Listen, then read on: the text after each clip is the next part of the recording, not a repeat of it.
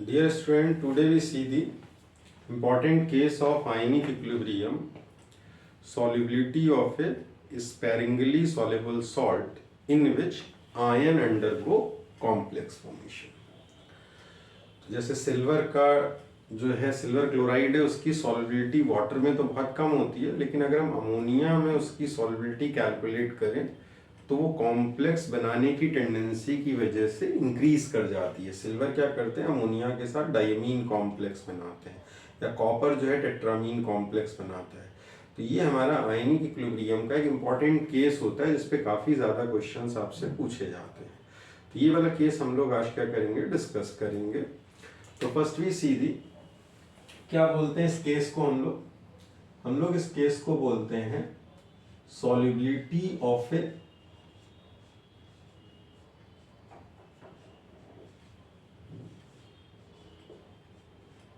sparingly soluble salt undergo complex formation.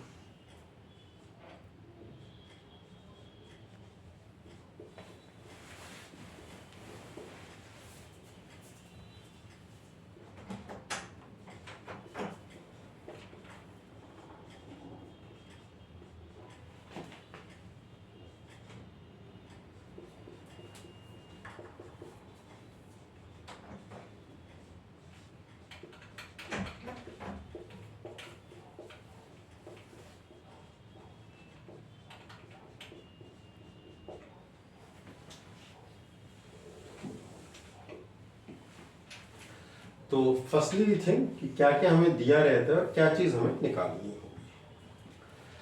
तो सबसे पहले तो हमें जो सिल्वर क्लोराइड है इसकी KSP वैल्यू दी रहती है।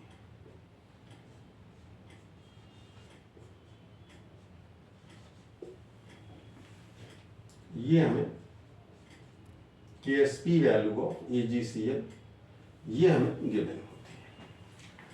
फिर क्या होता है कि इससे जो सिल्वर आयन आते हैं ये अमोनिया के साथ डाईअमीन कॉम्प्लेक्स फॉर्म करते हैं इस तरह से। तो अगर नेट रिएक्शन को आप एड अप करोगे तो समझ में आएगा, ये टर्म हमारे लिए कैंसिल आउट हो जाएगा और AgCl plus 2NH3 gives away AgNH3 whole twice plus और Cl minus, ये हमारी नेट रिएक्शन होगी। अब इसमें क्या क्या चीजें दी रहती, क्या निकालना होता है। एक तो आपको KSP ऑफ AgCl आपको दिया रहेगा। दूसरी चीज आपको अमोनिया की कंसंट्रेशन दी रहती है।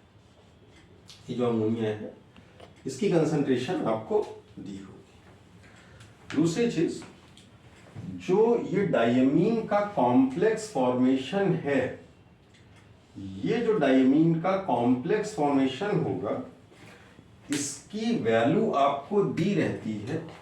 या तो ये फॉर्मेशन कांस्टेंट के फॉर्म में दिया रहेगा, या डिसोसिएशन कांस्टेंट के फॉर्म में दिया रहेगा, या फिर ऐसा होगा कि आपको स्टेप वाइज फॉर्मेशन कांस्टेंट दिया होगा। स्टेप वाइज फॉर्मेशन कांस्टेंट का मतलब क्या है, Ag plus plus ammonia gives away AgNH3 plus, फिर अगले स्टेप में AgNH3 प्लस और plus ammonia gives away AgNH3 whole twice plus. तो अगर हम इन दोनों रिएक्शन को ऐड करेंगे तो हमें इस रिएक्शन का क्या होगा, फॉर्मेशन कांस्टेंट पता लग जाएगा। मतलब अगर हमें दो स्टेप में अगर फॉर्मेशन कांस्टेंट अगर दिया हुआ है, जैसे कि अगर हमें एक ये स्टेप वाइज फॉर्मेशन कांस्टेंट दिया हुआ है, तो एक अगर हमें इस रिएक्शन का फॉर्मेशन कांस्टेंट दिया हुआ है और अगर हमें इस रिएक्शन का फॉर्मेशन कांस्टेंट अगर हमें दिया हुआ है, तो अब बात ये आती है, ये KF1 दिया है, ये KF2 दिया हुआ है, तो हमें क्या पता है कि जो नेट रिजल्टिंग रिएक्शन होगी उसका जो फॉर्मेशन कांस्टेंट होगा वो इन दोनों के जो स्टेप वाइज फॉर्मेशन कांस्टेंट होंगे उनको ऐड करने से क्या होगा, हमें मिल जाएगा। तो जो हमारी ऊपर रिएक्शन लिखी है उस रिएक्शन का फॉर्मेशन कांस्टेंट हमें इस फॉर्म में भी दिया हो सकता है कि हमें जो है वो स्टेप वाइज फॉर्मेशन कांस्टेंट दिए होंगे, तो नेट रिएक्शन का जो फॉर्मेशन कांस्टेंट है वो KF1 इंटू KF2 के बराबर होगा। अगर हम दो रिएक्शन को ऐड करते तो नेट रिएक्शन का जो इक्विलिब्रियम कांस्टेंट होता है वो उन स्टेप वाइज रिएक्शन को ऐड करने से क्या होता है हमें मिलेगा। समटाइम्स क्वेश्चन में हमें इसका KD दे देते हैं, तो KD का मतलब आप कई बार नहीं समझ पाते हो, तो KD का मतलब होता है डिसोसिएशन कांस्टेंट। तो हमें जो है वो फॉर्मेशन कांस्टेंट की रिक्वायरमेंट है, तो अगर वो डिसोसिएशन कांस्टेंट दे रहे हैं तो आप उसका उल्टा कर लोगे तो आपको क्या पता लग जाएगा, फॉर्मेशन कांस्टेंट पता लग जाएगा। तो अब आपको क्या क्या चीजें दी होती है, एक तो AgCl की KSP वैल्यू दी होती है, अमोनिया की कंसंट्रेशन दी रहती है, और आपको क्या होता है कि जो सिल्वर का डायमीन कॉम्प्लेक्स होता है इसके फॉर्मेशन कांस्टेंट की वैल्यू आपको दी रहती है जो बहुत ज्यादा आपके पास होती है। अब इस तरह से हमें ये वैल्यूज क्या होती है दी रहती हैं। अब हमें क्या कहा जाता है कि आप क्या करो कि सॉल्युबिलिटी कैलकुलेट करो सिल्वर क्लोराइड की अमोनिया में, या फिर वो हमसे कई बार सिल्वर क्लोराइड की जो है अमोनिया में सॉल्युबिलिटी जो है वो कैलकुलेट करने के लिए आपसे कहता है। तो अब बात आती है आप कैसे करोगे इस क्वेश्चंस को।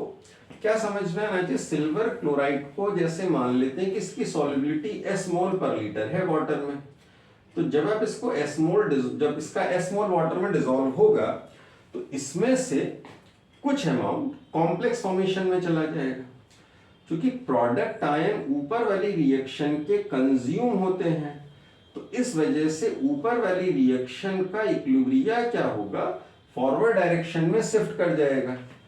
और हम लोग क्या बोलते हैं कि अगर कोई रिएक्शन रिवर्सिबल है और अगर उसमें प्रोडक्ट आयन को हम कंज्यूम कर रहे हैं तो हमारी रिएक्शन का इक्विलिब्रिया क्या होगा, फॉरवर्ड डायरेक्शन में क्या करेगा, फेवर करेगा। इसका मतलब ये हुआ कि अगर सिल्वर आयन जो है कॉम्प्लेक्स बनाएंगे तो ये कंज्यूम होंगे, तो अब जो इसकी वाटर में सॉल्युबिलिटी होती है उसके कंपैरेटिवली अब सॉल्युबिलिटी हमारी पहले से ज्यादा हो जाएगी।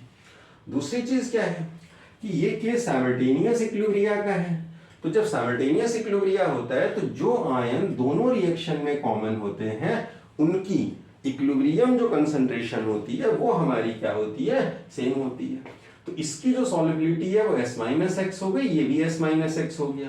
अब आपको क्या पता है कि हम लोग जो सॉल्युबिलिटी है वो उस आयन के थ्रू निकालते हैं जो एसोसिएट या डिसोसिएट ना हो।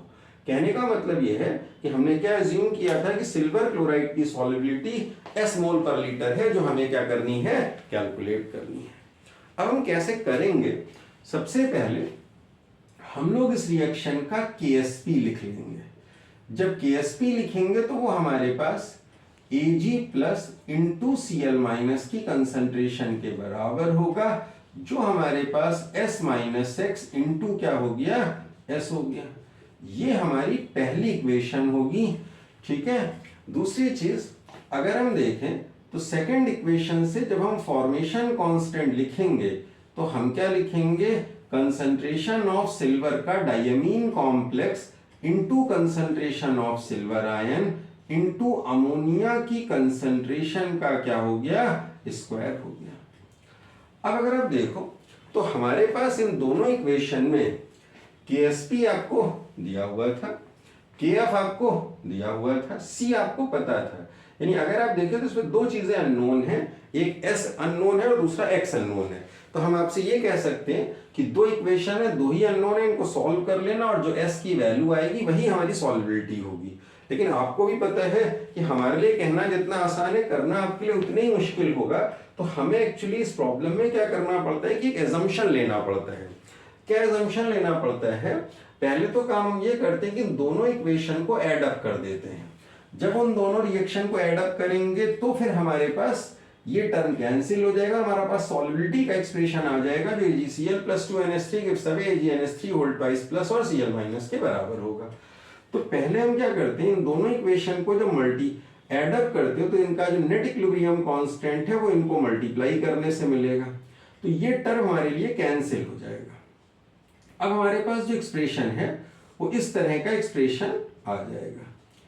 अब अगर आप देखें तो हमारे पास जो है हम ये कह सकते हैं कि इस इक्वेशन में जो KF है इसकी वैल्यू बहुत ज्यादा होती है, सिंस KF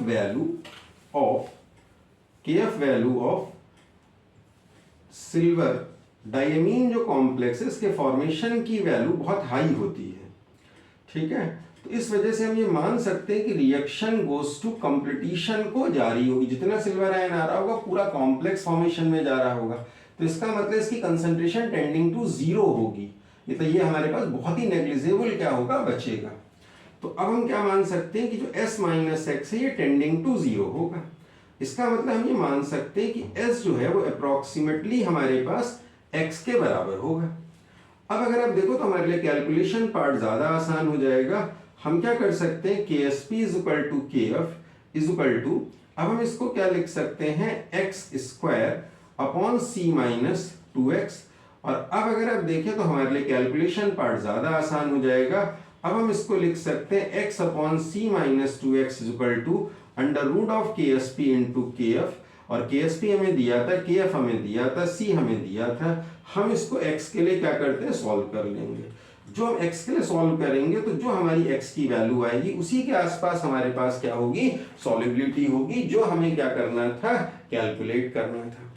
अब अगर आप देखो तो एक बात आपको ये समझ में आनी चाहिए कि कई बार हमसे कॉम्प्लेक्स आयन की कंसंट्रेशन भी यही पूछ लेता है।